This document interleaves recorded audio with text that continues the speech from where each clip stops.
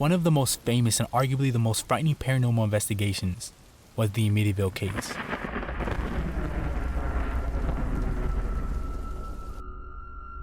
The investigation involved the Lutz family and their Dutch colonial home in Amityville, Long Island in 1975. A year into moving in the household, the family began experiencing some very strange phenomenon. For 28 days, the family were tormented by unseen entities. While staying at the house, the family reported eerie voices, swarm of flies, welts, banging all over the walls, and even family members levitating. The Warrens were called in to cleanse the house. The experience from the house was so haunting that Lorraine Warren described her experience by saying, "It was absolutely horrible. It followed us across the country. I will never go in the Amityville house ever again." Number 2. Annabelle the doll. In the 1970s, the Raggedy Ann doll was given to a 28-year-old named Donna. After receiving the doll, it wasn't long after Donna and her roommate began experiencing some very strange happenings with the doll. Donna claimed that they would find the doll moving on its own, along with finding notes that spelled out, "Help us." Donna and her roommate thought it was all a prank, but these events began to worsen, and immediately they called the medium.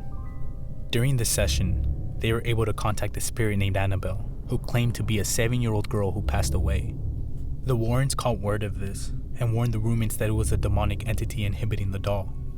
After the Warrens witnessed the Annabelle doll levitate, they removed the doll from the apartment and permanently placed her in a glass-sealed case in their museum. The doll remains there to this day. In 1986, Carmen and Al Snedeker rented a home in Southington, Connecticut. The family had little knowledge to the home's past and were even less aware of the experiences they were about to endure. Once the family moved in, their eldest son began experiencing visions of various paranormal activity. Lights flickered often, the smell of decay permeated throughout the rooms, and on the rare occasion, the water supply would turn blood red. Terrified with the encounters, the Snedekers asked the Warrens for help. As the Warrens began to investigate the house, they found out that the Mormontians partook in unfavorable activities with the dead bodies. After a 2-year stint in the household, the Snedekers finally moved out. Number 4. The trial of Arnie Johnson. In 1981, 19-year-old Arnie Johnson had ruthlessly stabbed his landlord Alan Bonham more than 20 times. Before the murder, David pronounced that he was being tormented by demons. Scared, the family of Johnson's girlfriend asked the Warrens to help them with this dire situation. The Warrens agreed and performed an exorcism on David, which expelled close to 40 demons from his body.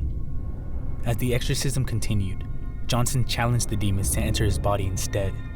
Close to 1 month later, and with no evidence of any violent history, Johnson killed Bono in cold blood. During his court case, Johnson would go on to plead not guilty, his reasoning, demonic possession.